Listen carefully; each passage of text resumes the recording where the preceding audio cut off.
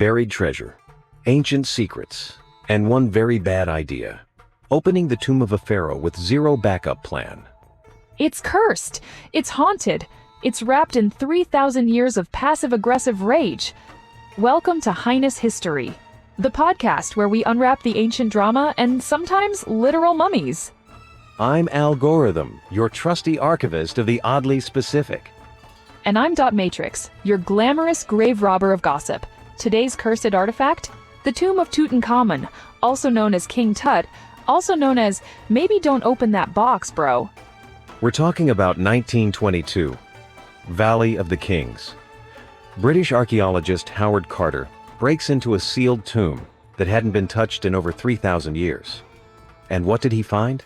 A solid gold coffin, walls covered in spells, enough treasures to shame a furniture store, and the best marketing campaign death ever got, the mummy's curse. Let's start with the death toll. Shortly after the tomb was opened, Carter's patron, Lord Carnarvon, died suddenly of blood poisoning. His dog allegedly dropped dead at the same moment in England. Coincidence? Transcontinental pet psychic death, spooky, and a little bit fabulous. Newspapers went wild. Headlines screamed, "Death comes on wings to he who enters the tomb." Suddenly, everyone believed ancient Egypt had Wi-Fi to the afterlife.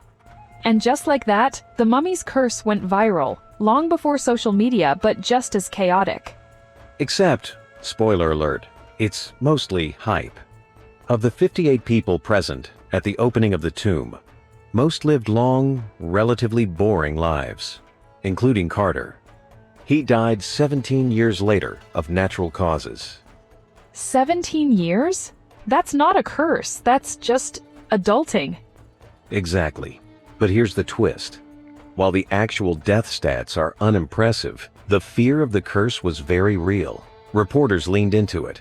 Even Arthur Conan Doyle, yes, Sherlock Holmes guy, blamed Carnarvon's death on elementals guarding the tomb.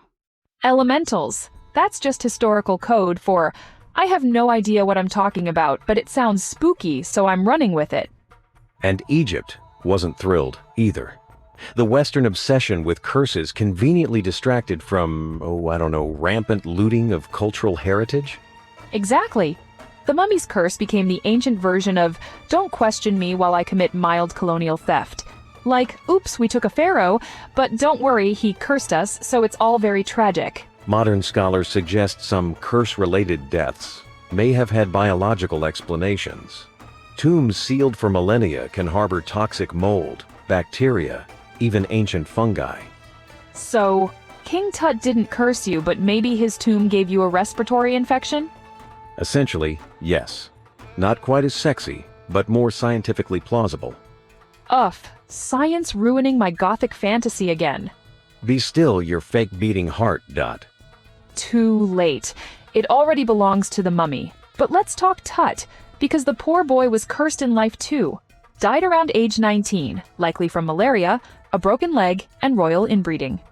That gene pool was a kiddie pool. His parents were siblings. Genetic analysis shows he had a cleft palate, clubfoot, and needed a cane. Probably not the strapping golden god depicted on his tomb. Which is why I say, let the boy rest. Tut spent his whole life limping through dynastic trauma, and now people are yanking open his tomb like it's Black Friday at Best Buy. The mummy's curse, if it exists, might be more poetic than literal. A warning about hubris, imperialism, and the consequences of disturbing the dead. Or maybe it's just history, wrapped in mystery and sprinkled with a little cosmic sass. Just like you, Dot. Al, if I had tear ducts, I'd cry. But I'm a synthetic snark generator. Closest I come is sarcasm-induced steam. And on that delightfully haunting note, that's our tour through Tutankhamun and the myth of the mummy's curse.